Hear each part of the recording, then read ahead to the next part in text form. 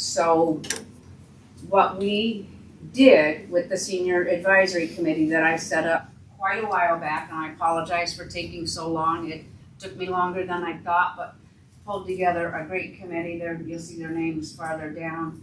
And we just kept continuing to meet and deliberate. And so this is the product of a lot of deliberation by the committee.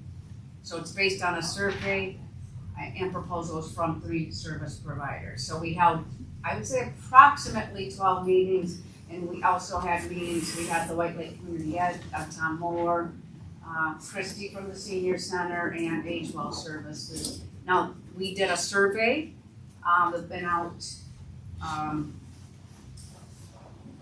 in the fall newsletter, went out online. We didn't get as many with that, but we got a big stack back. And we spent quite a bit of time pulling that survey together. It went out in November, and then we wanted to make sure that people had enough time. So just trying to ask people, you know, what they know and what they're thinking they want to have. So we collected feedback with the survey. We reviewed the proposals from the providers. We asked them to say, hey, what would you like to do and how much do you need for that? And then we, you know, did our assessment of the services and the money that we have.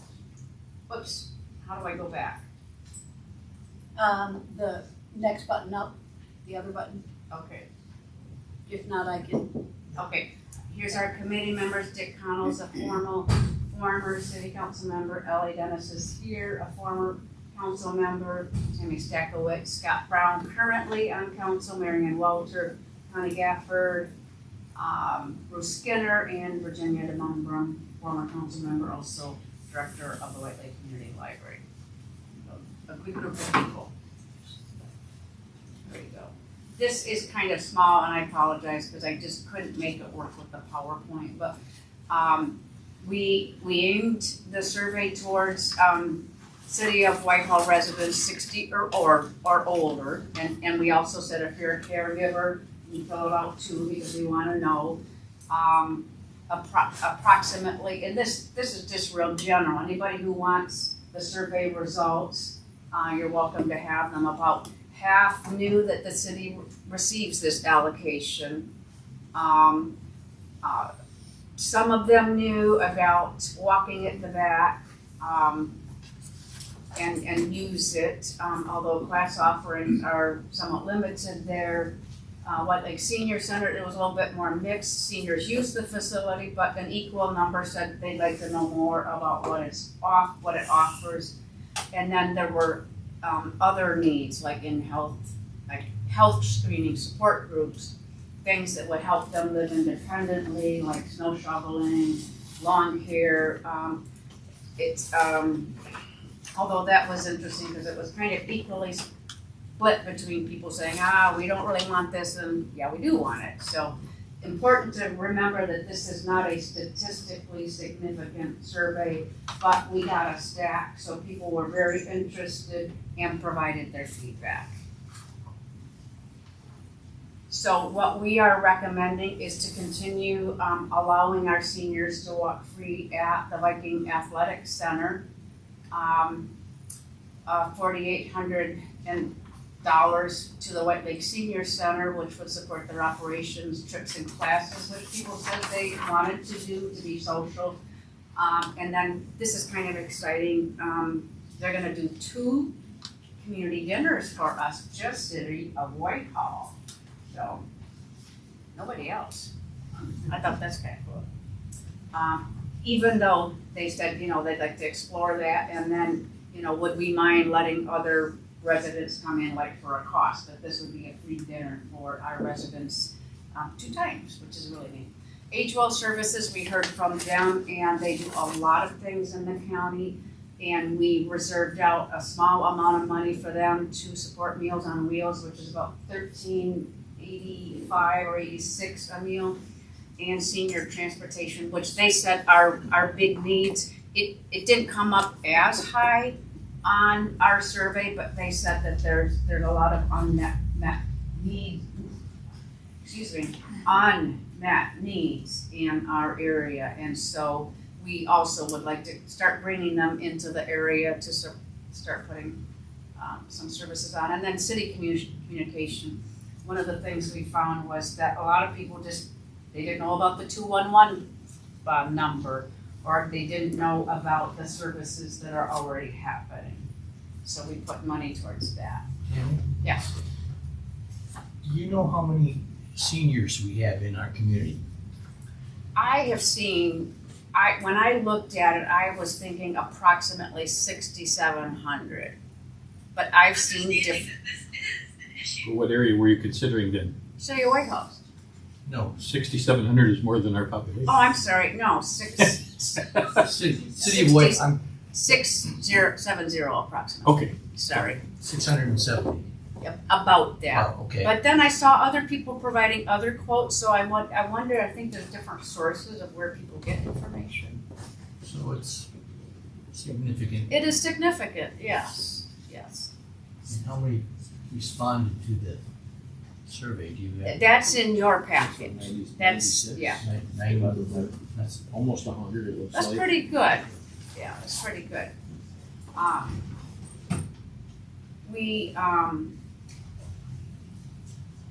It seemed like, I mean, for the most part, we were told that was a real good result because most of the time people don't fill out and return surveys.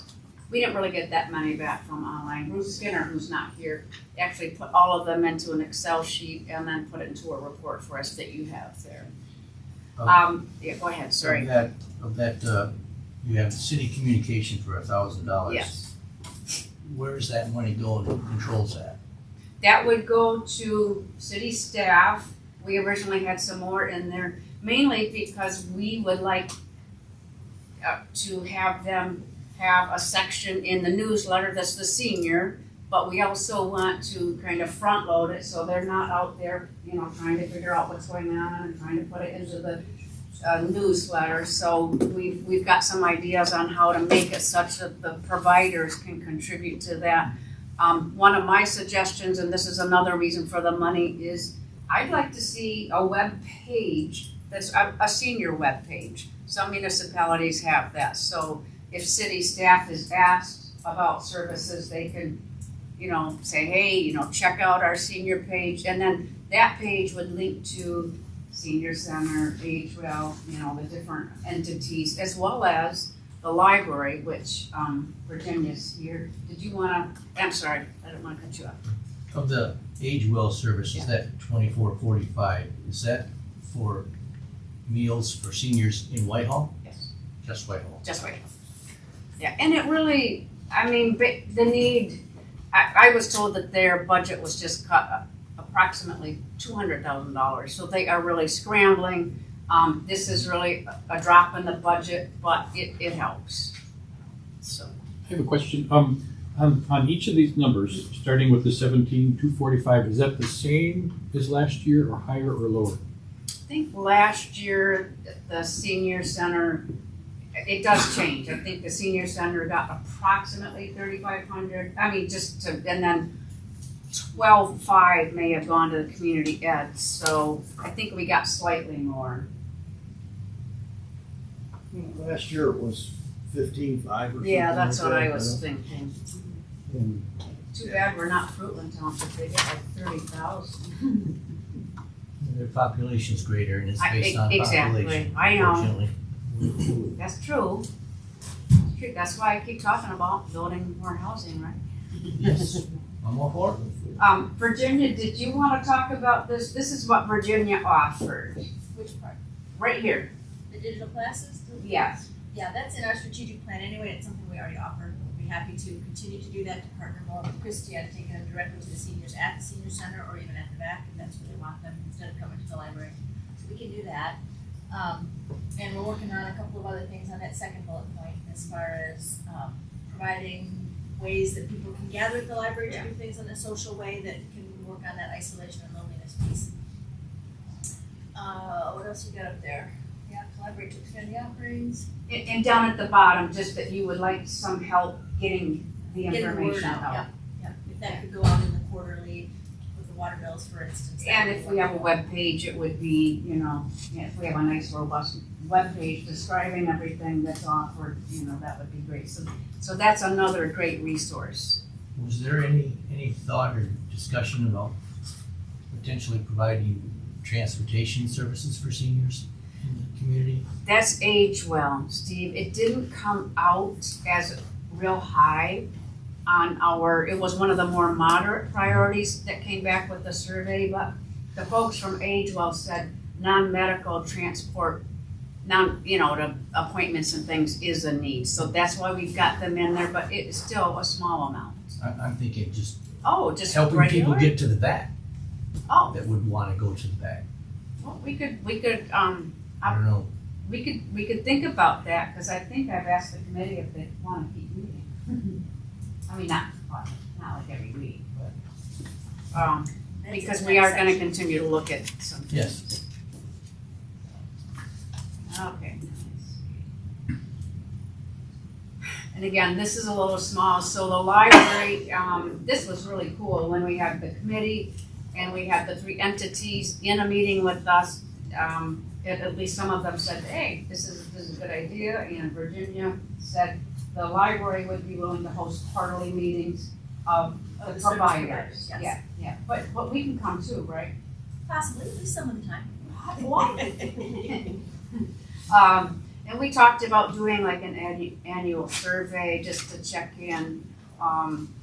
I'd like to see if the senior committee would like to continue to meet, because we were interested in trying to, find some assistance for some of the home repairs along here. Some folks do that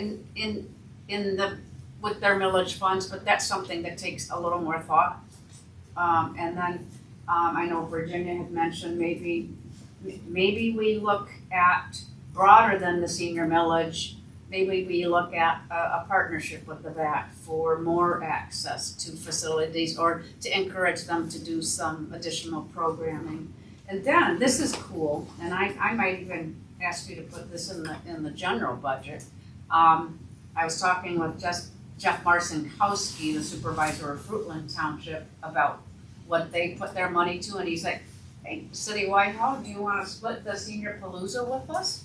It's a very, very popular, very cool event where they have a community dinner, all these entities come in and have booths and things, and it would make sense for us, I think, to collaborate with them. I'd rather see a percentage on that than split. Yes. They get a lot more money than we Yeah. do, Based on based on population. population. Yeah, I Absolutely. think we could work that out. Oh, Yes.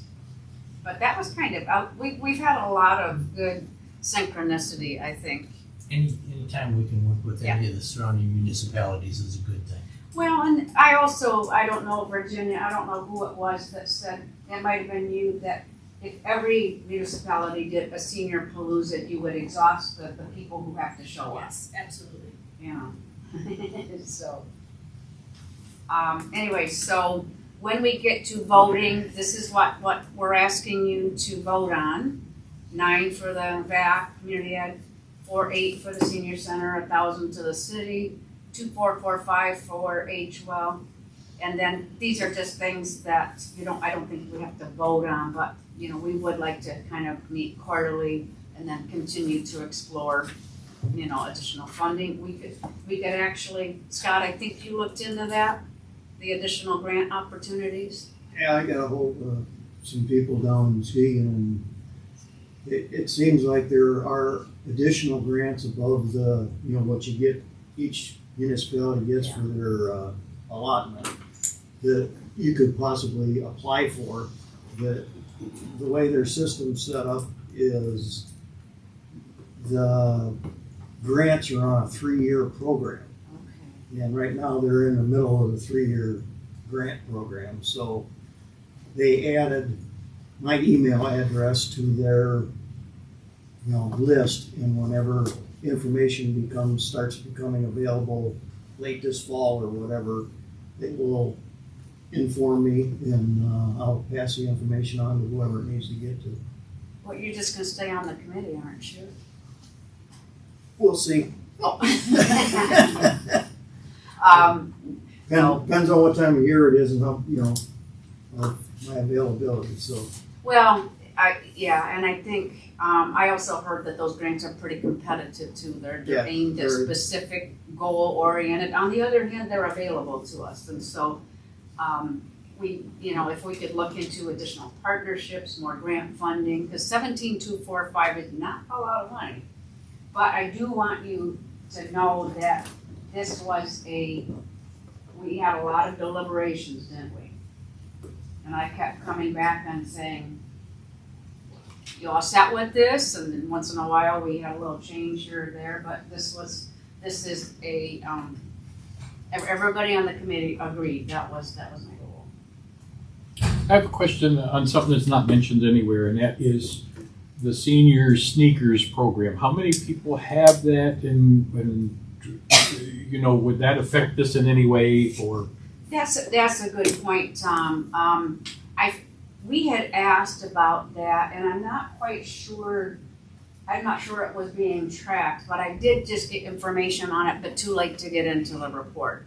But Silver Sneakers, or I think it's being called One Path now, we do, I think we have maybe around, if I'm remembering correctly, 70 seniors that use that at the VAC.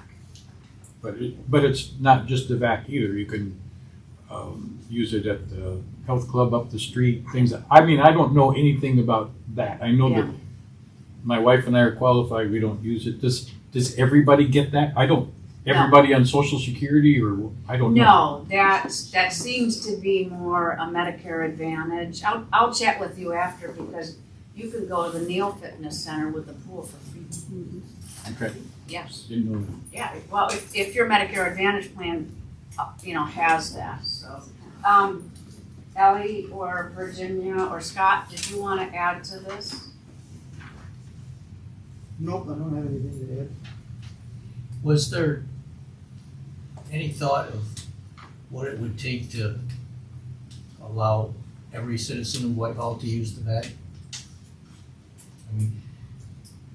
Or we every should be- senior, you mean? No, Every citizen? every citizen. No, we didn't we're looking at seniors. We could, yeah.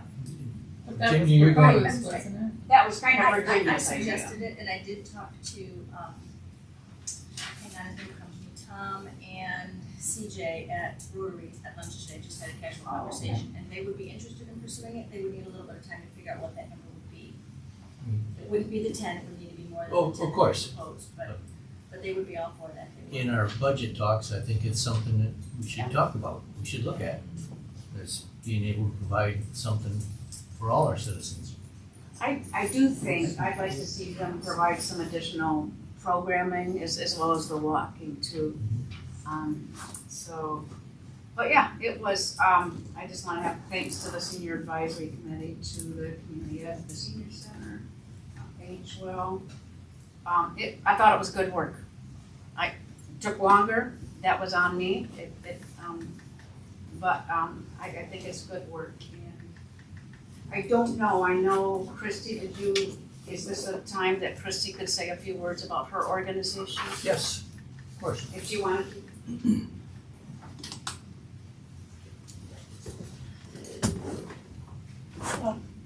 I'm Christy Marsh. I'm the director at the White Lake Senior Center. Our building is located in Montague, but we do have support from typically 10 surrounding municipalities. There's the 5 or 6 that are very active there.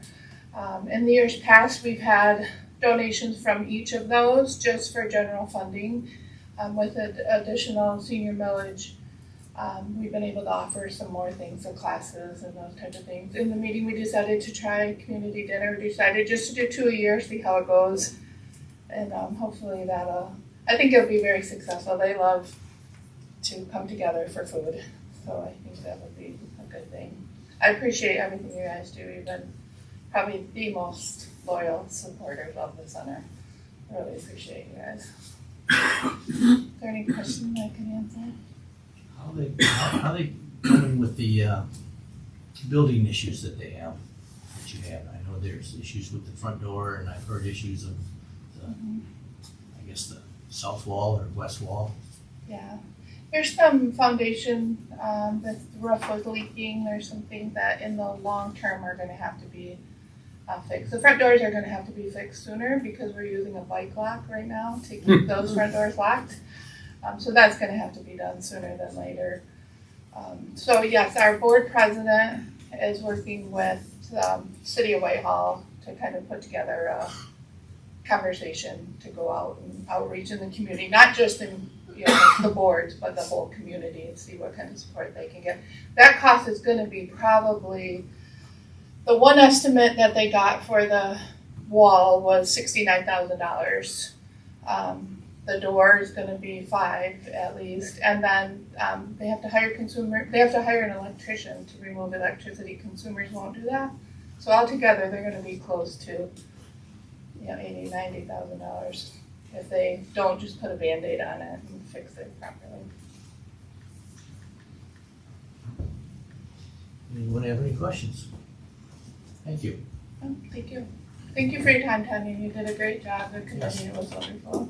I really appreciated it. It, like I said, it was on me. It seemed to lag a little bit, but, I think we learned a lot, and we know we've got some ideas even for next year to explore. So, the work of the committee was good though. They were not just, show up and, they did the work, so thank you very much. Also,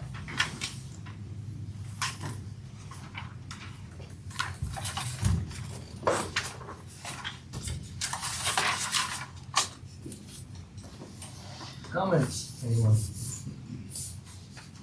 Very well done. Thank you. Good job. Good job. I gotta say, I'm just made at the amount of participation in the survey. We've got 670 approximately seniors and less than 100 step forward. I know what you say, although it was like a stack like this, and we were told by people in the know that like that was good. It's probably about the same kind of a percentage you get from a regular election. Like around maybe 15 to 20%.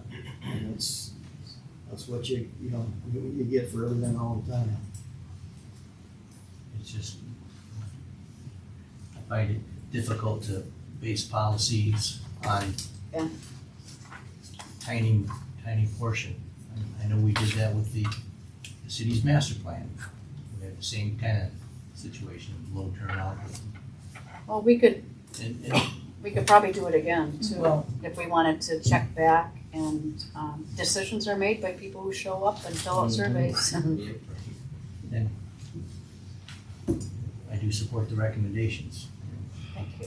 You've done a good job putting this together, and it's very helpful for everybody to understand the situation. And if anybody wants, the full report, I can, let me know and can provide that to you. Because this was a little condensed. The 211 service is something that I wish we could do a much better job of getting that information out there.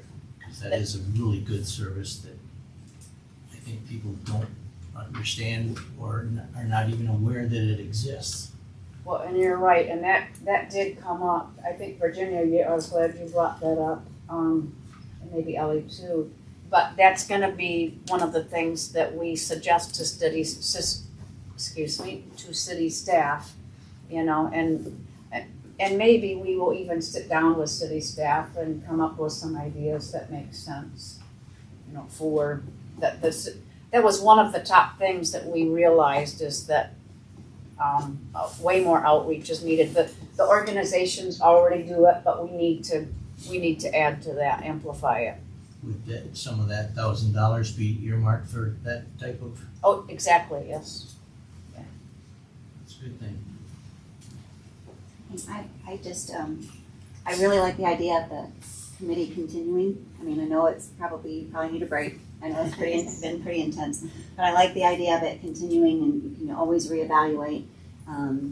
I know you mentioned that there was some input around like needing handyman work and yard care and things like that. I think that's an important one, and maybe there's an opportunity to do some volunteer groups with more planning and more input. And so I like the idea of keeping an eye on where we are and going forward. So thanks again to all the committee and putting it together.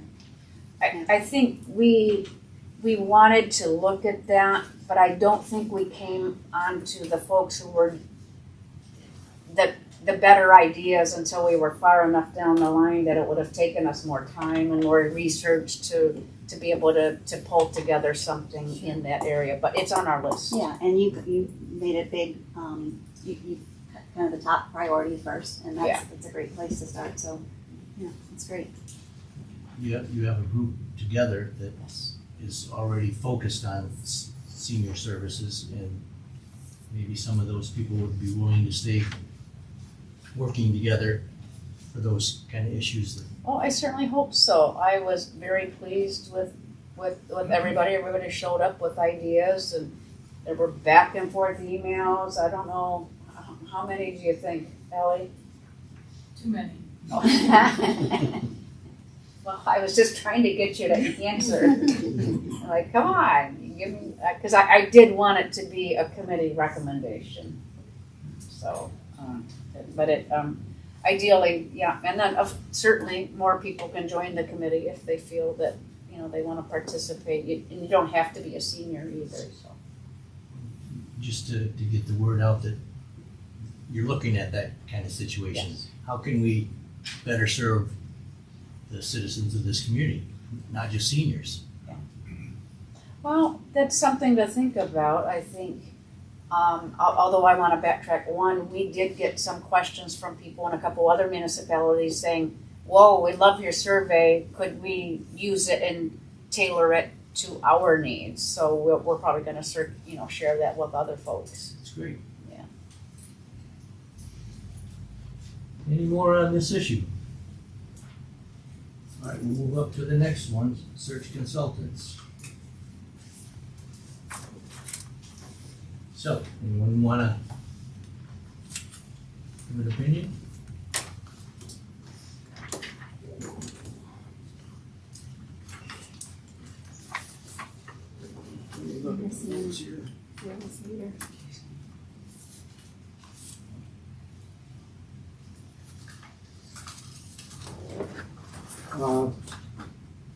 I read over all the, three proposals that were submitted to us, and my preference would be going with Double Hall Solutions.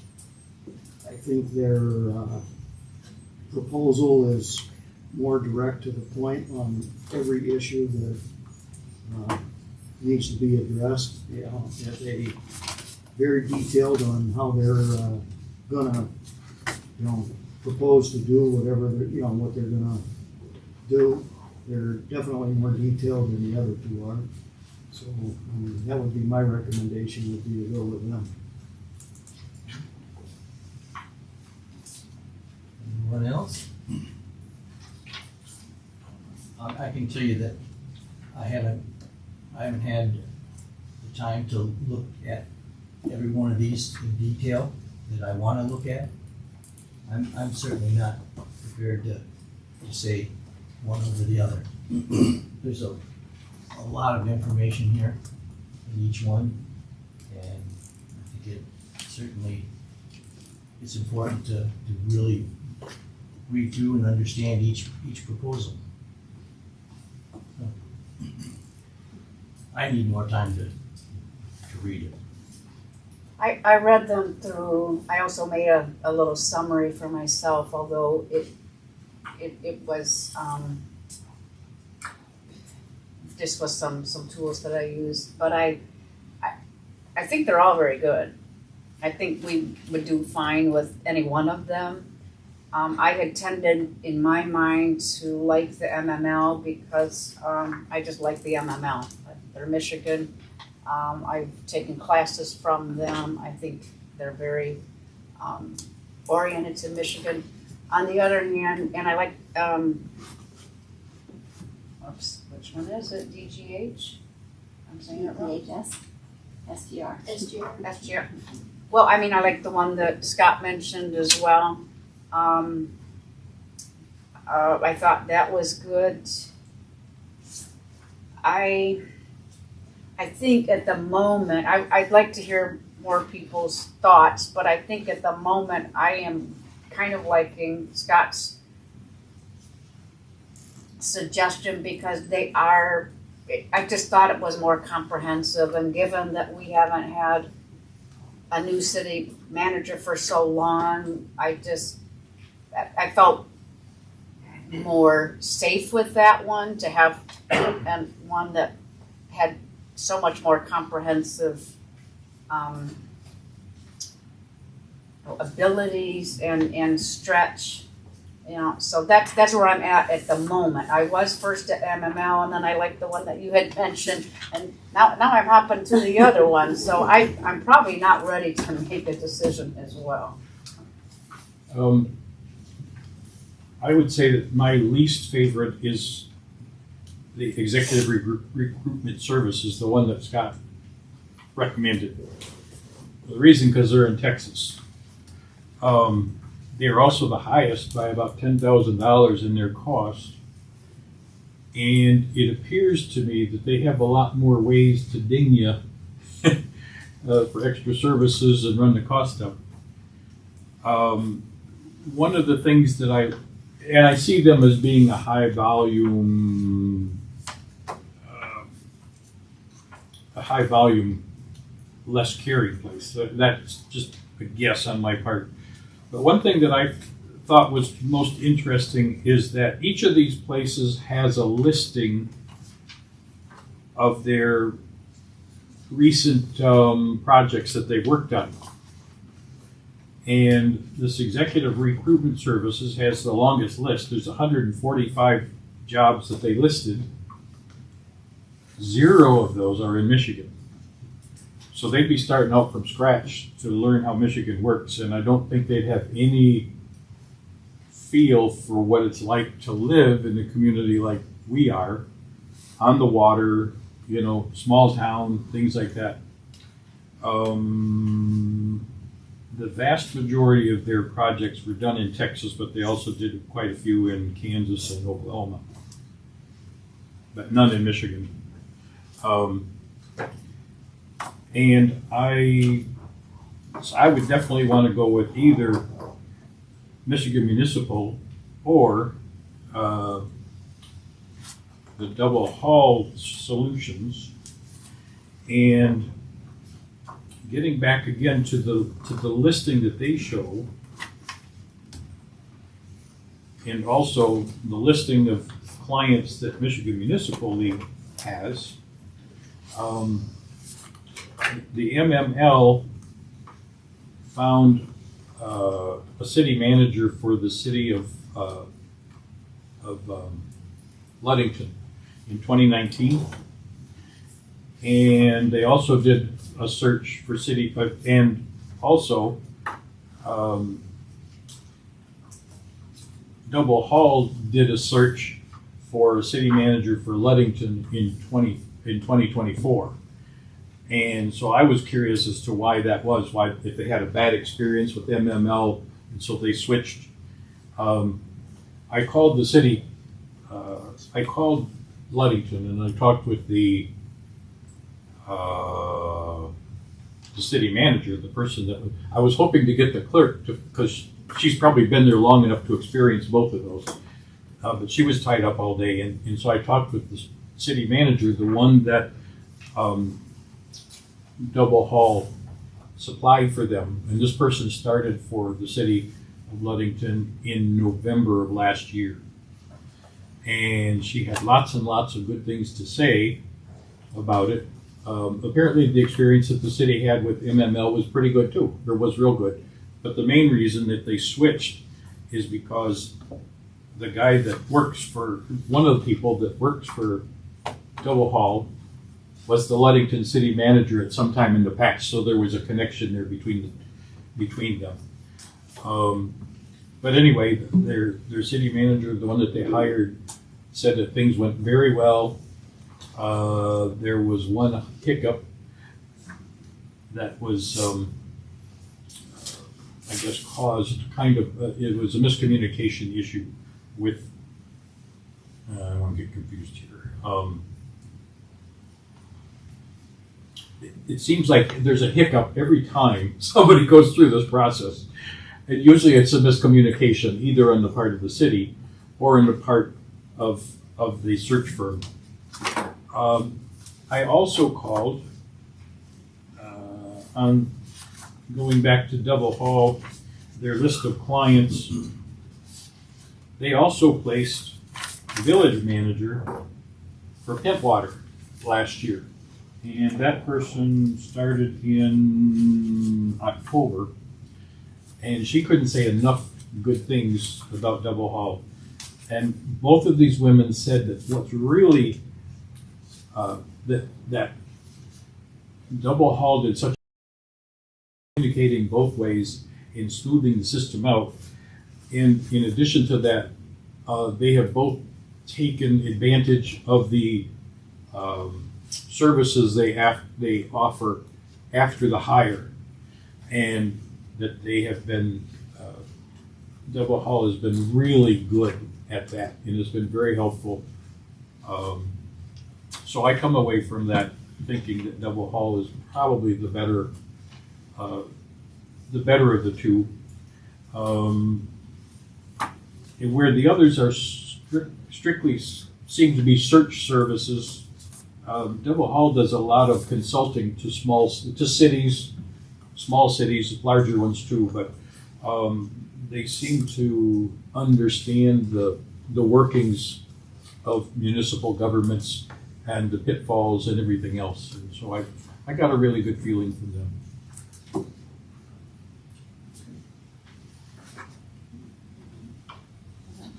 Go ahead.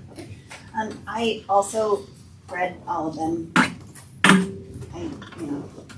As much as I could, it's a lot of information to digest, but I tried to be as thorough as possible, made my summary and my list as well. I landed on preference for Double Hall, excuse me, primarily for me because they focused on the how they're going to do the process. So the process is pretty much the same. We define what we're looking for. They go out and they look for the candidates. They screen the candidates. We do some interviews, and kind of the process overall is pretty much the same for regardless of who we go with. I think they're all probably reasonable firms. I landed with DHS primarily because they do seem to be more relatable to the situation we're in.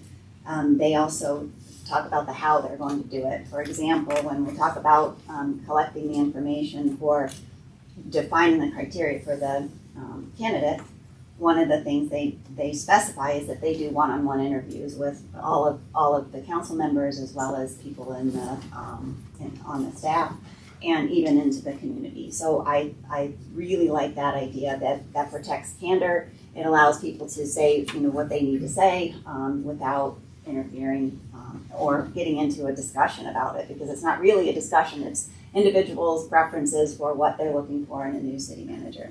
So I really like that. And then Tom touched on this too. They have a program for support after the hire, which is, it involves some executive coaching. It involves some just ongoing support, which is really good. They also provide a 2-year guarantee for if the candidate decides they don't want to be here, or the council decides that it's not going to work, they will provide another search. And they offer a 2-year guarantee. The other companies are 1. So for those reasons, I landed with and would support going with Double Hall.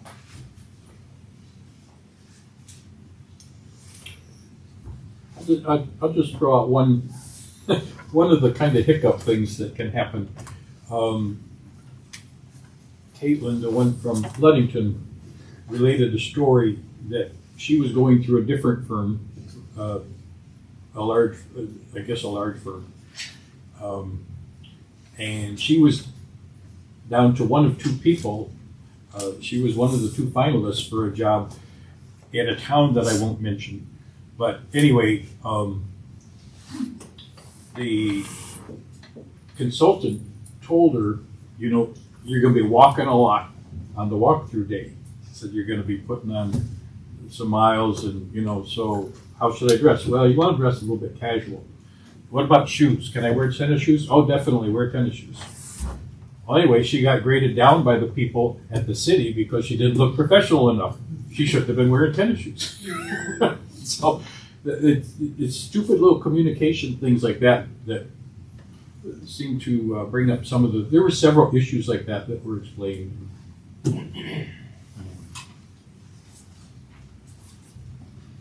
I have a question on, say we pick one of these 3 and somebody hears about this position outside of our search group.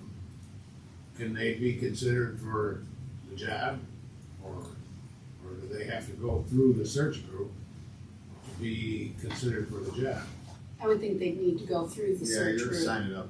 That's part of the contract. Yeah, you have to direct referrals. I think they all have said that. Yeah, they each of them go into that kind of thing. If you kind of go around the system, you still have to pay them, and they aren't going to do any further work for you.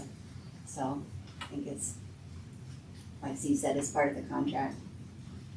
I think Steve was more talking about if somebody was interested locally or something, how they would do it. Yeah. I'm leaning that to what, that's what he was talking Yeah, about. exactly. Yeah. Same thing, I would point him towards whatever group we decide on. Because I've heard of somebody that might be interested, who does live locally, so that's why I brought that up. So he or she would have to come pretty quick here before this thing all gets agreed upon, as far as us picking You're a person that's interested in the position? Yeah. Yeah, they would just get funneled to whichever group you guys decide. So there's time.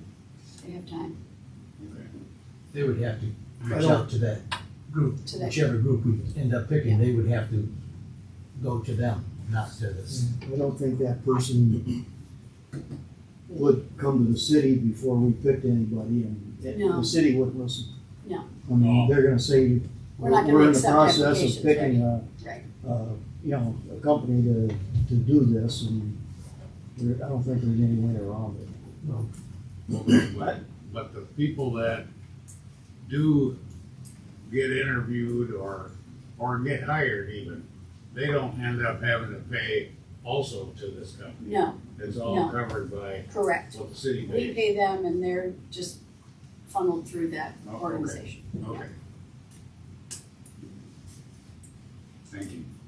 It's very important to look at what is being paid for, and what's being expected. Hmm. And that's why I've taken so much time with it. I wanna really fully understand what the contract is, what we're paying for, and be able to compare them. Some of these offer up, websites or locations to go and look at people that they've hired in the past, and that's time consuming. I certainly wanted, I wanna look at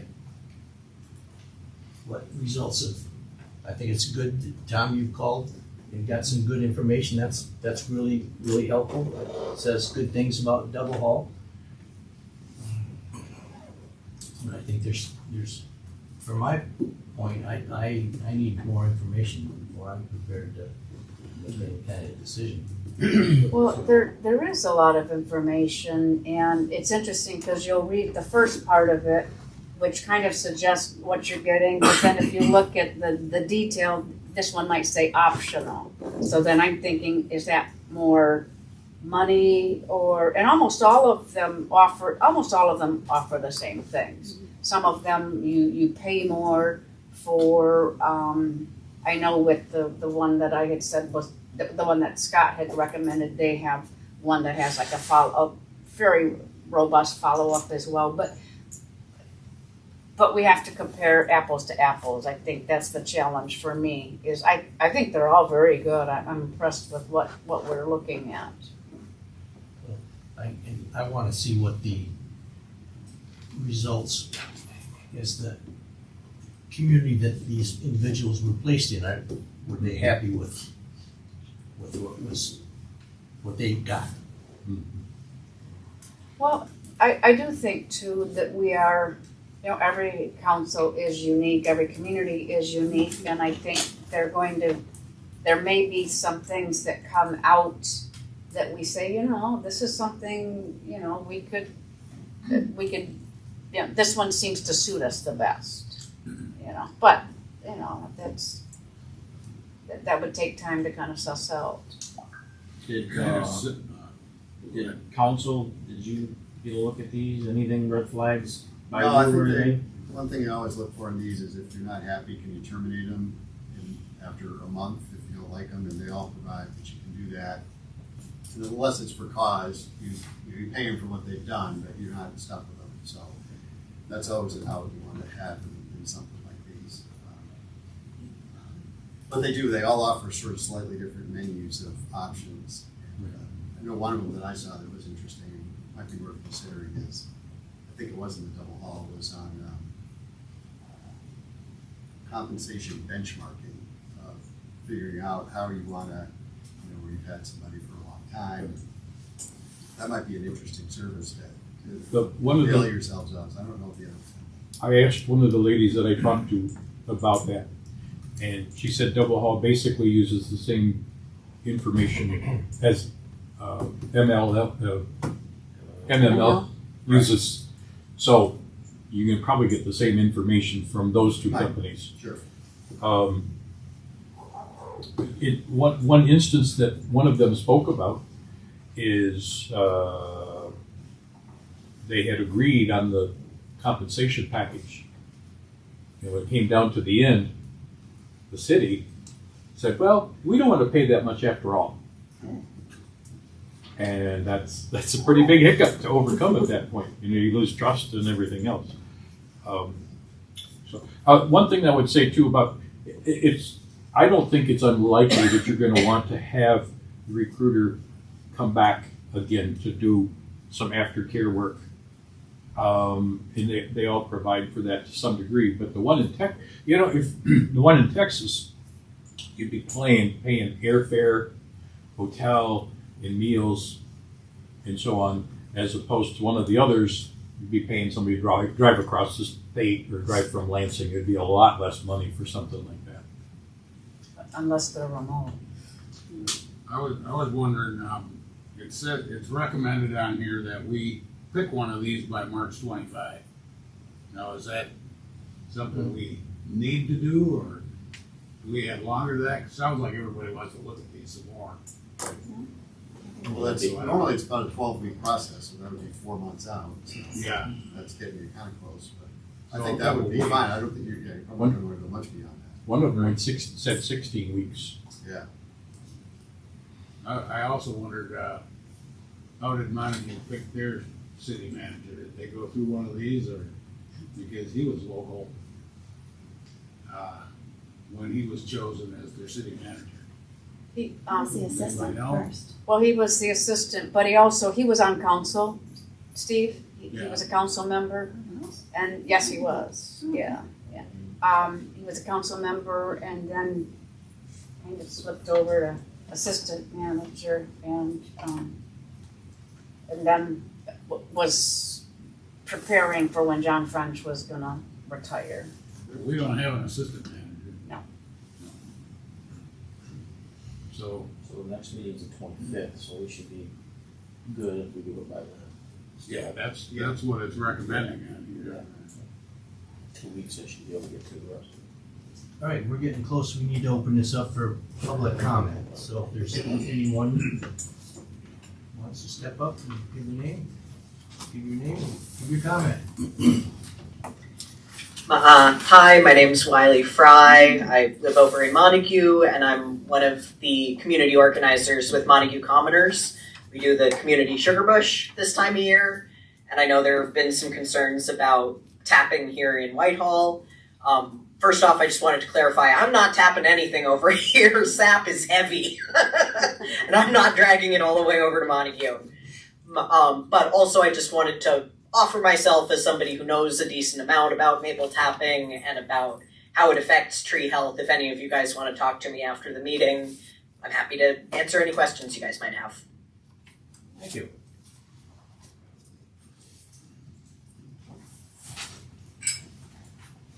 Al Barnes, King Street, Whitehall. Thank you, Deb, for clarifying that the public can be in the process of getting a manager. Senior millage. If you are concerned about the seniors, please don't take our leaf pickup away. Twice a year, because they all don't come down. So please don't do that. We own the trucks. Huh? We own the trucks now, so. Okay. It's not well, going away. It's not going Okay, and then the other thing is, we're all getting older. I'm a senior. I was here when,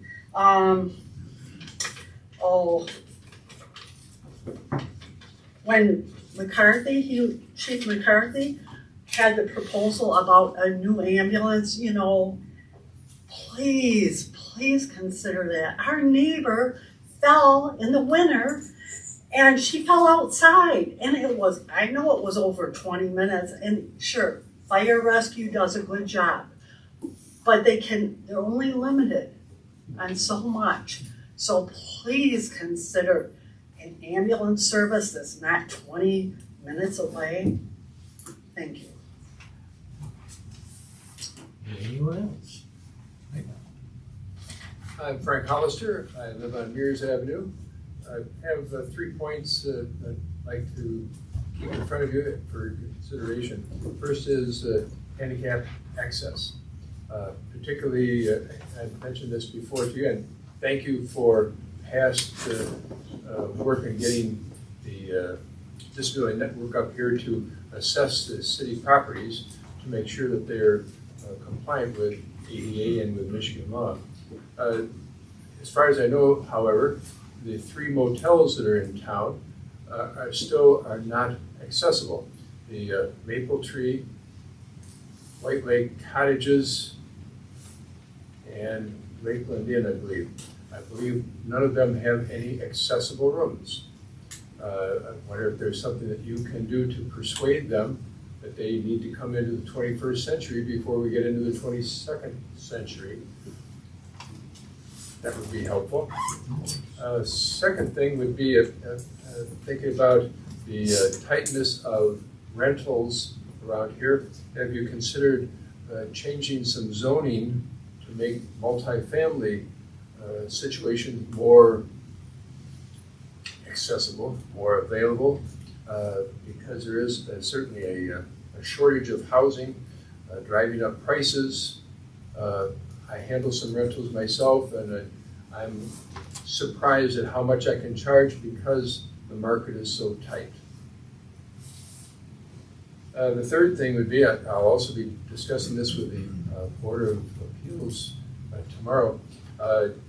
For several years, my property on Mears has been underassessed, and most taxpayers don't want to complain about it being underassessed, of course, because the more you're assessed, particularly the taxable value, the higher that is, the more taxes you pay. But I think that we as a city are losing out on lots of funds. If my house is an example of many houses in the area, particularly those maybe that have been purchased recently, if they're underassessed, then senior millage is not coming in as much because lower numbers. The city is not getting its funds, the veterans, et cetera, but I don't know what you can do about that being underassessed, but it certainly looks, from my experience being 40 years in the real estate business with Jeff's father, it looks to me like there are a lot of properties that are underassessed and we're missing out on the money. Or perhaps if the assessments were raised to a proper level, maybe the taxes could be cut and you'd still be having more funds to deal with. Thanks for serving, and thanks for listening. Thank you. Mr. Mayor, Yes. can I offer one thing? Frank, Yes. last year I asked if we would look at some affordable housing. I don't know if council remembers, and the first step is a land inventory. And our city manager did a land inventory looking at different properties that could be suitable for, co-housing or different things. And we put that on hold because the county was gonna hire a housing coordinator because the whole county is suffering from lack of affordable, housing in general. And the next step that I had asked for is, could we bring that housing coordinator here to talk about partnering? Because the county will be partnering with municipalities that want to partner on housing. So the person was hired, and as soon as they're there for a couple weeks, I think we have first dibs. So you might wanna, if we bring her in, come and hear what she has to say. Yes, thank you. Yeah, I'd like that. All right. Okay, with that, we're adjourned. We can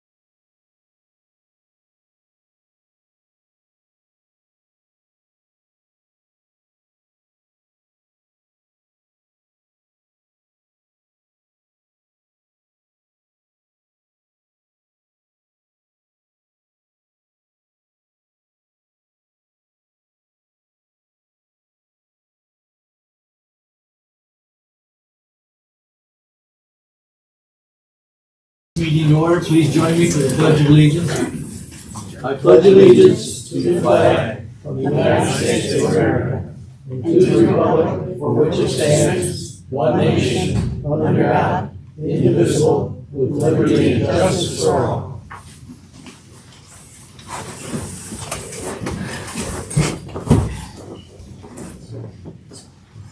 All right, first up is approval of the agenda. I'll make a motion to approve the agenda as submitted. Second. Been moved and seconded. Any discussion? All right, all those in favor say yes? Yes. Yes. Opposed say no. We have an agenda. Next is the consent agenda. I'll move to approve the consent agenda for March 11, 2025. Second. Moved and seconded. Is there any discussion? I have a couple of questions. I'm not sure if maybe Brenda can answer, since Scott's not here. Yeah, you should be here shortly, so I'll do my best. There were two letters Yes. from communications from some citizens. Mhm. And I just wanted to know if the one from Alice Frizzell was forwarded to the Playhouse Committee? Yes, it was forwarded to Beth, and Beth has reached out to her. Okay, and the other one from June Allman, was that problem resolved? That problem will be resolved with action by you, so it will be up to you to decide if the late fee would get waived or not for that. We didn't receive the check, but she did claim that she sent it. So So it hasn't turned up or anything? it has not turned up. So it would be by action by you if you wanted to waive that late fee for her. Okay. If you don't take action, then she would need to pay. Anyone else? All those in favor of the consent agenda say yes. Yes. Opposed say no. Consent agenda. Next up, messages. Steve, start us off. You were looking over there, I thought. I didn't know Steve over there. That was-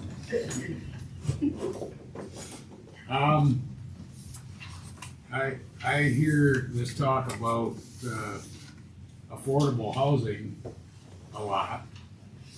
And I'd like a definition of affordable housing. I don't know if we're talking about building affordable housing, who's gonna build it? Is it rentals? Is it affordable homes that people buy? I don't understand this whole concept. Cause I don't know if you can build something affordable, and if people pay more for it than what you think is affordable, it's not affordable anymore. So I don't understand this concept. Unless it's like the apartments out here or something like that. Is that affordable housing? I don't understand. So if anybody could explain that to me, I'd appreciate it. What, we had it on a work session, Steve, and we can put it on again so we don't take up time here, or I can catch you after the meeting. How much is affordable? It is kind of a catchphrase. I guess it relates to the fact that we had that study from the county that talked about, the lack of housing, and the term is affordable housing. But, some people think of affordable housing as income-based. I'm just looking at, in today's market, do we have the ability to provide homes for people that they can buy? Who provides it? But it's I'm not saying us. When we looked at it, we had a land inventory that showed different properties that might work. This could be like a co-housing for seniors, and maybe this would be a duplex. It would be mostly private, I think, but the county is looking to partner with municipalities. I think True North in Newaygo works with municipalities. So, there's a variety of ways of doing it. I'm not talking about our city doing it. But I just never understood at that time or now what is affordable. I mean, somebody might think that $2 gas is affordable, and somebody else might think that $5 gas is affordable. Yeah. I mean, it's all It's a matter of all perspective. relative. So I don't understand this thing. Anyway, that's the only thing I can think of to talk about tonight. It just kinda I think makes that me wonder. new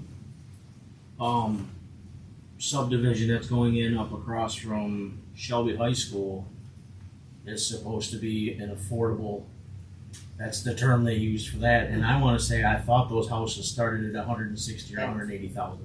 Oh, Cheapest yeah, I one was know where you're $219. Was it $219? I knew somebody talked about it, was you that talked about it. $219, $239, and I think Yep. it was $249. And those were subsidized too, weren't they a little bit? They got a grant for those or something, for infrastructure or And, something. Peterson Farms. Peterson is- Farms did something is with it. paying for a lot of that. Yeah, so. Paying for a lot of the infrastructure. So it's probably affordable for people who work at Peterson Farms. Yeah. Maybe. I think affordable housing it's different for every different person. Yeah. I mean, And every different location too, Yeah. because house here versus a house. I didn't mean to get off on a whole thing It's- here, but I will I'm use just- the term. I'm confused about this. So. I'll use the term housing from now on. How's that?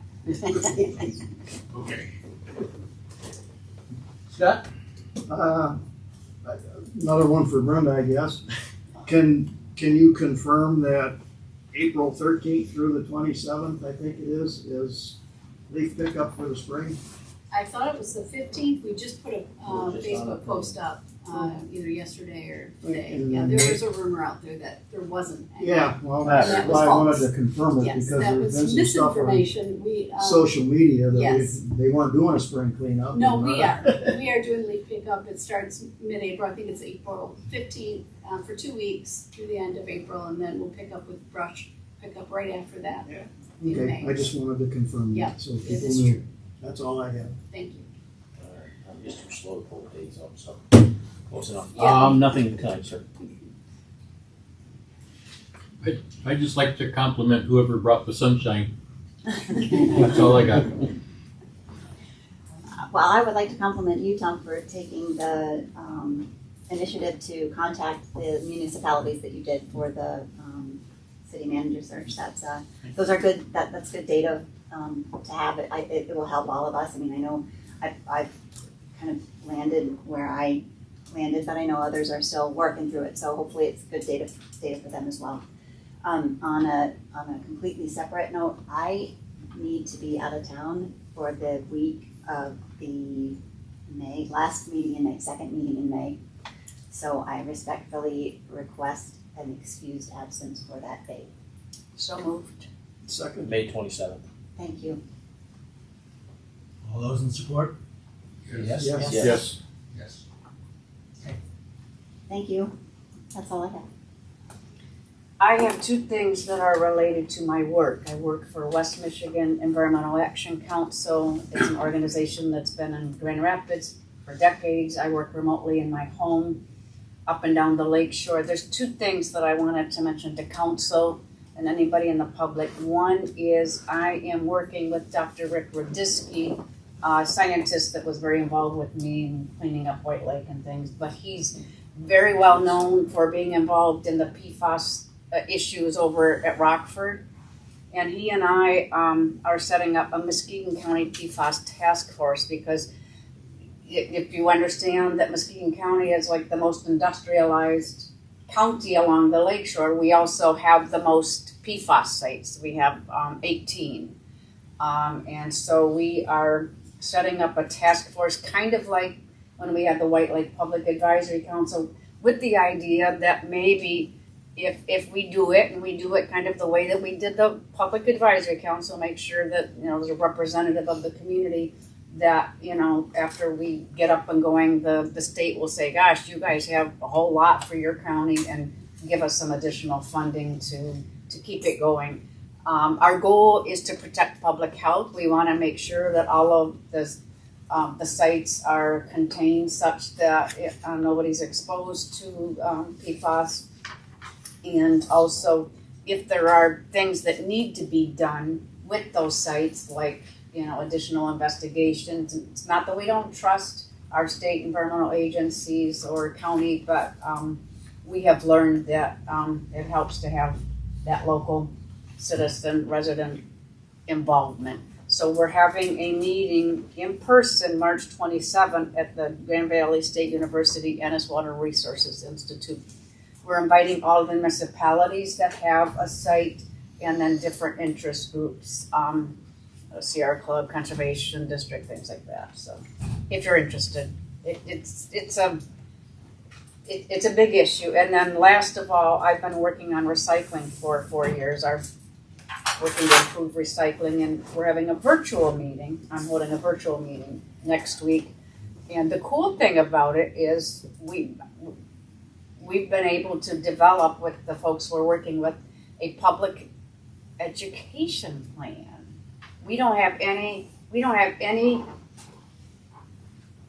consistent countywide education on recycling.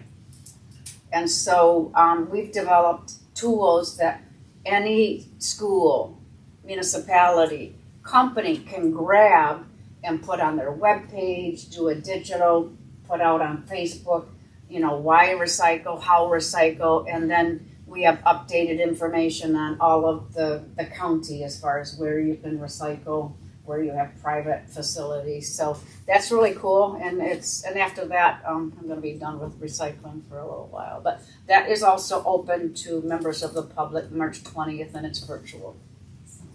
And I'm hoping, Scott, that I'm going to give you this public education stuff, and you can do something with it. put it on the website, I don't know. Okay. It looks good. Scott, you're next. Nothing this evening, Your Honor. Can I say something? Oh, however, Yes. can I defer to Brenda? Something exciting just launched today on our website, you'll Oh. see it. Our ACH ability to pay your water bills. Oh, good. Yes, automatically recurring directly out of your savings or your checking account. You just have to fill out a form. It's free, so there's no added charges. So we have forms available on our website, and we'll have them at our window too. So that just launched today. We're able to get that going. So, free new service. Wonderful news. I'm sure many of our residents would be happy to hear that. I'm already signed up. I was the guinea pig. All right, for myself, at the last meeting, if you all recall, we received an invite from the Great Lakes and St. Lawrence Cities Initiative to become a member, which we did become a member at their cost. They're paying the cost for us to be a member of that organization. They're a nonprofit organization whose focus is on restoration of the Great Lakes ecosystems and preserving control of the Great Lakes. They also invited me to attend their Washington, D.C. Water Day last week, which I did. I spent 3 days in Washington, D.C. Many meetings with congressmen, senators. It was a whirlwind of meetings and Ubers and lunches and dinners. It was a great experience. They're a wonderful organization. You might figure that there was a lot of talk about the trade tariffs because this was attended by over 30 mayors from the Great Lakes and Canadian. So that was certainly high on the Canadian mayor's interest. But it was a wonderful experience. Next, we'll move on to public comment. Yes?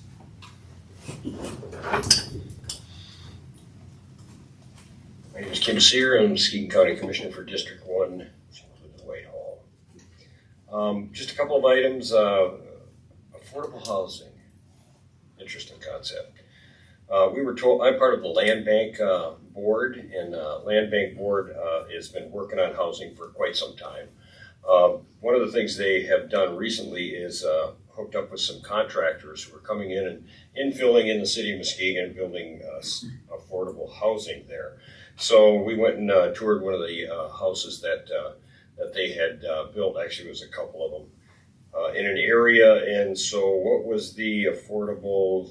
The rental on that house was $1,700 a month. So I thought, so affordable housing is relative, folks. Yeah. Second item, I'm also on the ASET board, which is the governing board for West Michigan Works. West Michigan Works has, they deal with employers and employees trying to match the two up together. People looking for jobs and people needing, employers needing people. They have a weekly hot jobs list. I printed one out here. This is for Muskegon County. There's 77 jobs available on this list. And the range of jobs on this list are everywhere from entry type jobs at maybe a Walmart or a food service organization, all the way to Aerotech, GE Aerospace, and Howmet.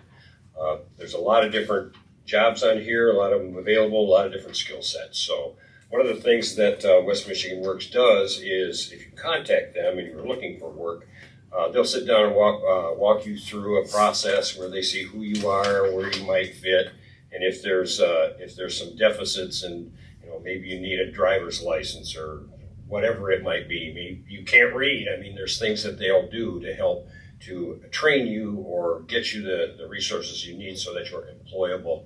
So it's a great organization. You can go on westmichiganworks.org, and if you hit weekly hot jobs list, if you Google that, this jobs list will come up. It's a weekly thing. And it's not just in Muskegon County. There's, I think, 6 or 7 counties that are included there. So I'll just leave this. You guys can take a look at that. That's the ones that I printed out. So Is the city manager for Whitehall on the? Well, I can't say that I saw him on there. Anyway, thank you. You may be looking at that list. Anyone else for public comment?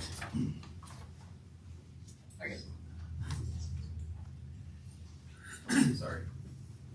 I may have missed this. I'm Stephen Crooks, owner of Water Dog Outfitters. I may have missed the work session public comment, and this might be where I need to bring this up. I'm not quite sure. So first of all, you can thank me. I brought the son back from Florida. I came back Saturday. The affordable housing comments and whatnot, I have a really good example of it because I purchased a house in Whitehall in 2014, spent $58,000 on a 700 square foot house. Went back to that same house because I moved back to this area this year, $175,000 for the same house. Not updated, not current carpet, not granite countertops. Same exact home. I moved to this area because it was affordable. It was on the lake shore, and it was absolutely beautiful. I absolutely loved it. Nothing's, owning a small business, nothing is feasible with my income. I can't afford to buy a house here. I'm renting out of town now. So when people say affordable housing, that's a good example. There has to be options because if there's not, this town's going to die. People are not moving here. The tannery bay's great, and that's bringing in a lot of income to the city and bringing in a lot of seasonal people. But we need more than 60% rentals. I went to rent a place and I talked to a gentleman. I said, well, how much can I rent that for in the off season? Just because I'm looking for a place seasonally, just to get back in the area. He's like, $2,200 a month. Why am I going to lower that when I can get that all season long? Airbnbs and VRBOs are killing the rental industry, and it's happening here. You're not getting new people because nobody can afford it. So just my opinion. But three other things, just super quick. One's a public safety concern. It has to do with the crosswalk between Water Dog and Napa. I've heard a lot of people say that's MDOT's kind of domain, and I've heard some people say that it's the city's domain. I feel whoever it is, the city needs to take this kind of challenge on and get a flashing yield sign put in the middle of that street. I have seen, I could say dozens of examples of children, parents almost getting hit. That curve and that hill is a drag strip. And if people don't see a flashing yield sign, they blow right through it. And I see squealing tires and people screaming and rude drivers flipping people off and honking their horns at people using the crosswalk. So there's lack of knowledge on how a crosswalk works around here, and it's getting really dangerous. So I don't know if I want to put that on you guys, if you want to try to look into this and see who can be responsible for it. But it is definitely necessary, something that needs to be done there. So, low water issue, and this has to do with me and my business. If I'm sure everybody's noticed, the water dropped probably 18, if not 24 inches this last winter. The dock water at the kayak launch is 3 inches. There's no water. So as a business, I'm trying to figure out now how to launch my kayaks. I can't launch them in 3 inches of water.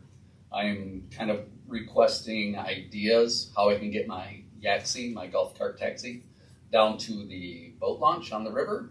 If I can cut through the Chamber of Commerce and up over the bike path and on the grass and take that to the parking lot, or if I can take it on the road and get down to the boat launch.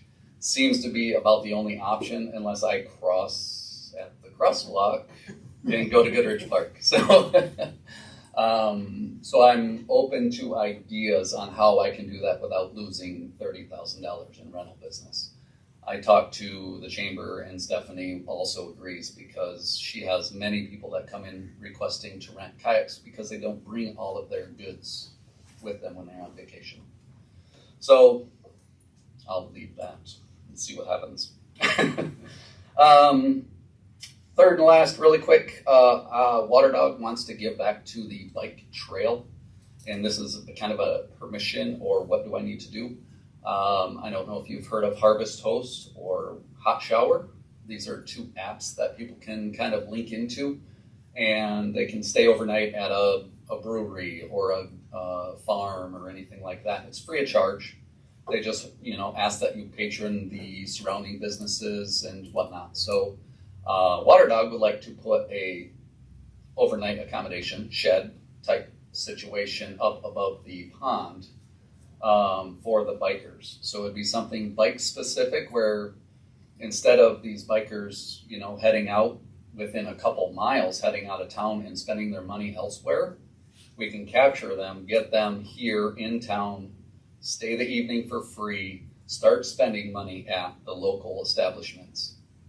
Doing it just as a courtesy, because we're right on the bike and a bike path, and we have dozens, if not hundreds, of bikers that go by us every season that are coming from Chicago and coming up from, or down from Traverse City. So I don't know if I'm asking for permission or if I need to, because it's not a permanent structure. It's simply a shed that's going to be on, leveled and on stilts. But it's something we want to do to kind of give back to the biking community that rides through the area. So. I'm guessing that's a conversation you need to have with our zoning administrator. Okay. Perfect. Thank you. All right. Is there still a kayak launch at the marina? Yes. It was on, Yeah, it was on. there's the same one that's at Lions Park that is apparently I knew there was one there years ago, but I didn't know, and I know you don't wanna get killed going across the street, so, but, there's something over there. I would assume the water's deeper over there. At the marina? Yeah. Yeah, and I've discussed if we can even use Goodrich Park, because that's a deep water port, or used to be a deep water port right there. Maybe there's a way we could utilize that, but again, it would be a safety issue crossing that road. Yeah. All right. Is there any further public comment? Hearing none. I don't believe we have any old business. Oh, I would say this is old business. I would like to make a motion that we forgive this interest payment that was asked about in the late the payment. letter. The late, yeah. I mean, pay the bill, but I think we can forgive June Allman, the interest or the late fee. late fee. That's it. I would like to make a motion that. How much are we talking? $50, $30. Yeah. Up near 30. I'd second that. Any discussion? I guess that's all business, isn't it? You can pass the new app on to her, right? Yeah, exactly. Is this an appropriate time for this? I think so. Yeah. Okay. All right, we have a motion and second. I think we should have a roll call because it's to do with dollars. Sittingdale, Yes. Brown, Yes. Holmstrom, Yes. Zemer, Yes. Hillebrand, Yes. Kabala, Yes. and Salter. Yes. All right. Now we're on to new business, resolution 2508 sidewalk bids. I'll move resolution 2508, the 2025 sidewalk bids not to exceed 90,000. I'll second.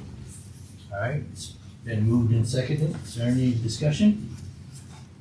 I would like to see this somehow redone to where the stuff for the sidewalk from G Park down to the lake is separated from the rest of the stuff in the city? Or is it pretty much that way right now? By separating, you mean we no longer have ownership? No, as a separate bid. Yeah, separate bid. We had gotten an estimate from Jayco, and off the top of my head, I believe complete reconstruction was like 26,000, and then just the stairs with crushing the current concrete and using the stones and fines, if you will, was about $5,000 or $6,000. But what we did is we put this in with the bid in hopes that economies of scale would be favorable. We were shocked at the bids that came in. It almost doubled the cost from just last summer. So we're not really sure. K&R did all the work last summer. They did a great job. They're a huge company, but they do have a separate concrete branch. So it's not like, they're coming off a $20 million project to do this. Yeah, I don't know if we're gonna get any better bids if we pull this away. But again, this work is probably only gonna be about 5,000 of the 90,000. We did not itemize it that way. We just grouped everything together. Okay. Right. Did they say what the cost? They probably didn't ask. Was it concrete cost? Probably both labor and concrete went through I think it was 2,750 linear feet. So don't ask me to do the math right now. Sorry, go on. 5,000. Yeah. So we've been used to $25 a linear foot, and I think this is $50 to $60 is what the bids came in. What concrete a long time. Some people are building again. So. All right. Is there any further discussion on this? Roll call, please. Holmstrom, Yes. Hillebrand, Yes. Kabala, Yes. Sittenga, Yes. Brown, Yes. Zemer, Yes. Salter. Yes. Resolution 2508 is approved. Next up is public comment. Anyone wishing to make a comment? Doesn't appear as though we have any students in the room. Hearing nothing? All right, we're adjourned.